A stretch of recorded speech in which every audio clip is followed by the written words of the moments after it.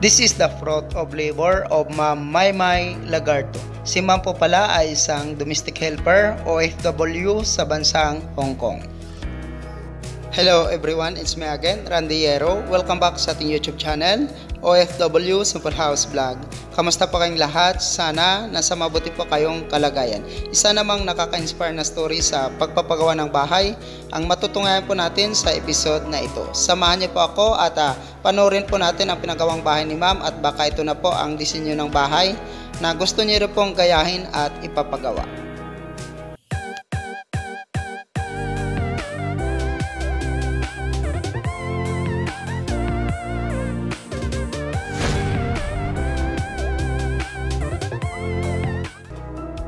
Layout: start building the house April 28, 2023. This house is located at Barangay San Isidro, Santo Niño, South Cotabato, Mindanao, Philippines.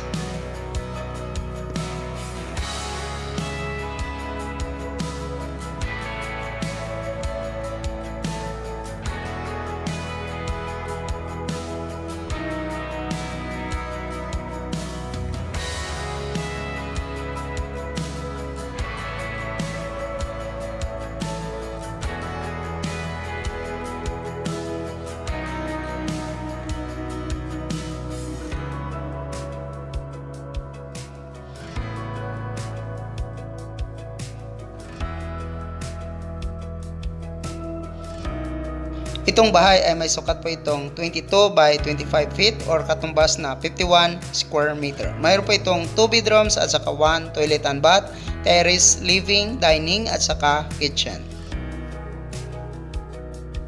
Ito na po ngayon ang bahay, nabuo na po ang structural nito, nakapag-beam na rin po sila.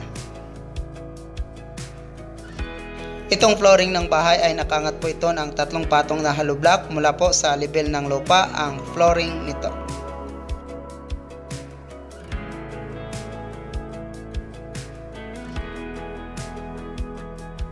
Installation: steel trusses. Steel trusses, gumamit po sila dito ng tubular at saka zipper lens na 2x3.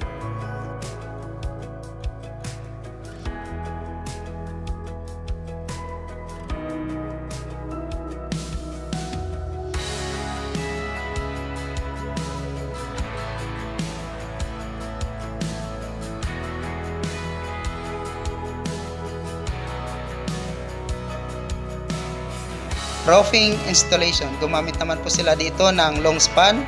Color blue po ang napili ni Ma'am na bubong para sa kanyang bahay.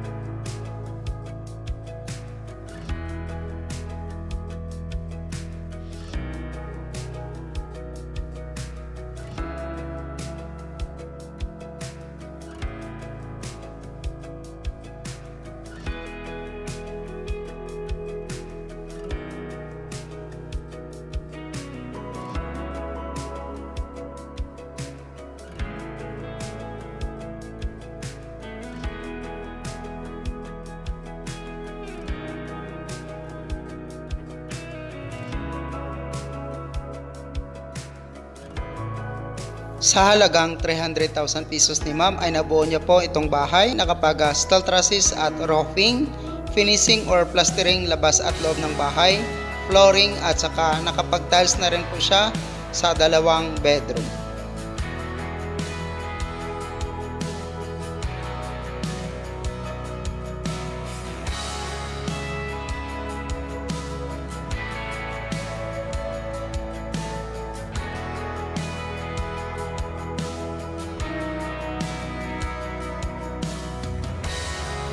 Si Ma'am Maymay Lagarto po pala ay isang domestic helper OFW sa bansang Hong Kong. 4 years na rin po siyang abroad. Single mom na may 3 anak na babae. From South Cotabato, Mindanao, Philippines. Dahil sa pagsusumikap ni ma'am at determinasyon sa buhay, ay nakapagpagawa po siya ng bahay at napagpaaral niya po ng mabuti ang tatlo niyang anak. Building the house not yet finished cost of 300,000 pesos or katumbas na 6,000 US dollar with labor. Congratulations again to Ma'am Maymay Lagarto, Hong Kong OFW from Santo Niño, South Cotabato, Mindanao, Philippines. Sa halagang 300,000 pesos ni ma'am ay ito po ang nagawa sa pinapagawa niyang bahay. Sa 4 na taong pagtatrabaho ni ma'am bilang isang domestic helper OFW sa Hong Kong ay nakapagpundar na rin po siya ng 2 sasakyan at isa pang bahay na dati niyang pinagawa.